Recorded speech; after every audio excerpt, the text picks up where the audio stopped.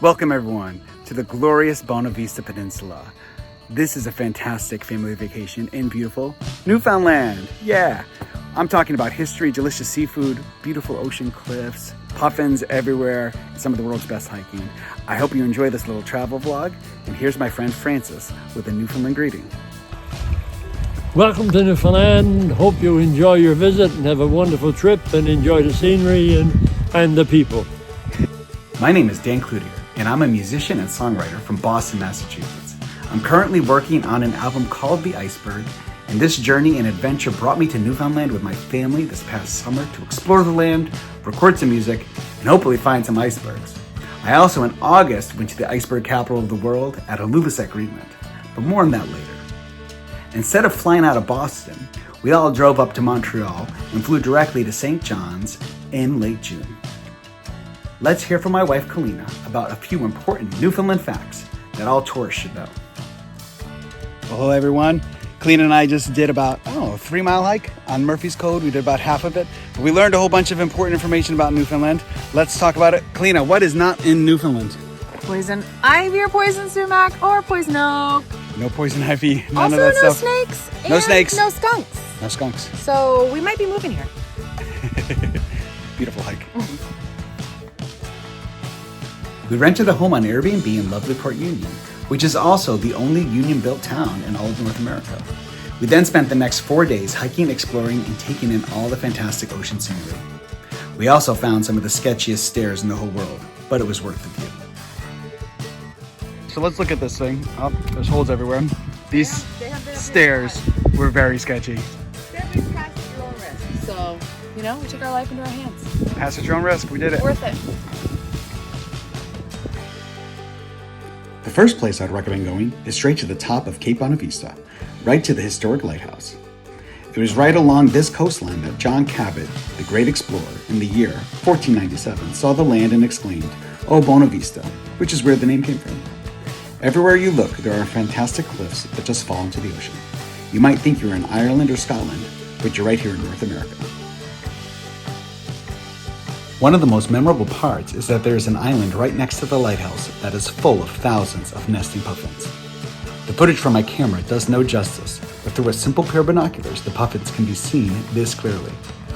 This was one of the highlights of our entire trip. The world is abundant. We also loved the world's largest puffin chair. We are tourists after all, and we even bought some puffin sea glass art.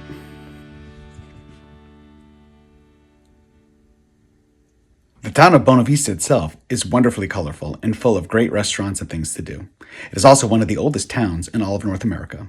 I love trying the traditional Newfoundland food at Mifflin's Tea Room. I also enjoyed showing off my t-shirt while drinking tea in the tea room. That's 4 T's. And my family was not impressed.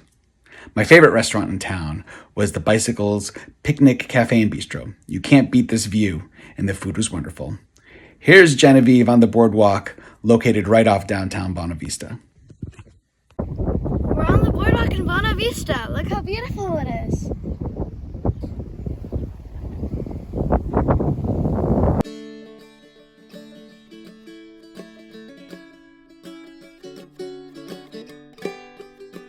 Welcome to Skipping with Dan.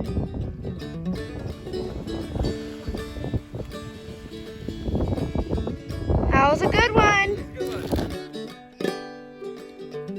Our next big adventure took us to Tickle Cove Sea Arch on the other side of the peninsula.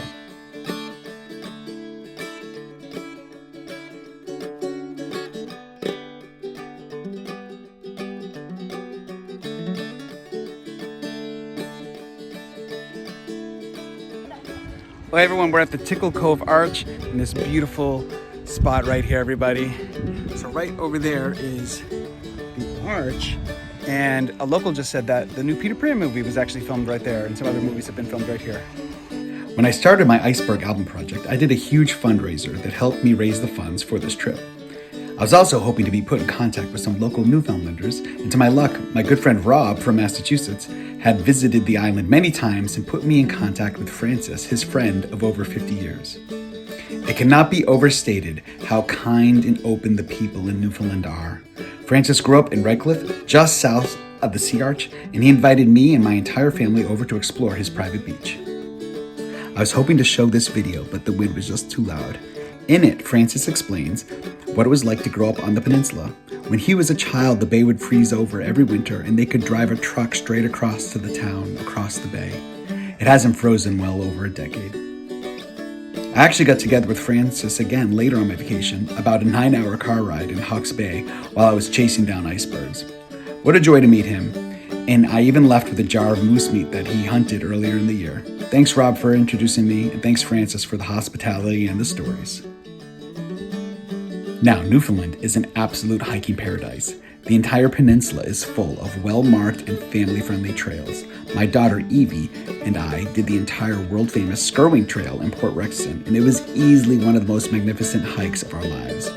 It was so fantastic, we made our own YouTube video about it, and you can look in the description below for that link. The hike at Murphy's Cove in Port Union was also brilliant, and my wife and I were able to walk by some of the oldest fossils in the world. Some are over 600 million years old. During our time on the peninsula, we also saw Dungeon National Park, which is a UNESCO geosite. We saw all kinds of seabirds in the lovely town of Elliston, which also has puffin viewing. We drove around the picturesque town of Trinity and dreamed of living there. Port Rexton also has a brilliant brewery with food trucks that I highly recommend.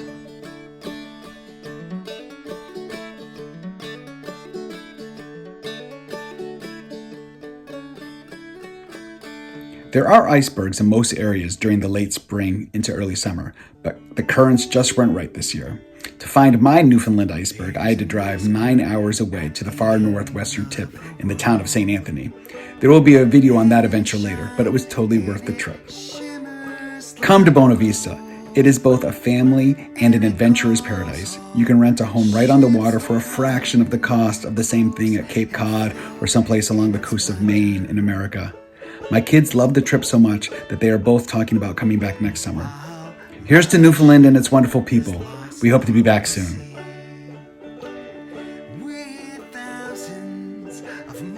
If you enjoyed this video and you want to stay informed on all my iceberg adventures, please consider subscribing. More Newfoundland and Greenland videos are coming soon, and I'm hoping to release the music of the album in early 2025. The songs you heard in the background of this video are instrumental versions of some of the album songs. Enjoy!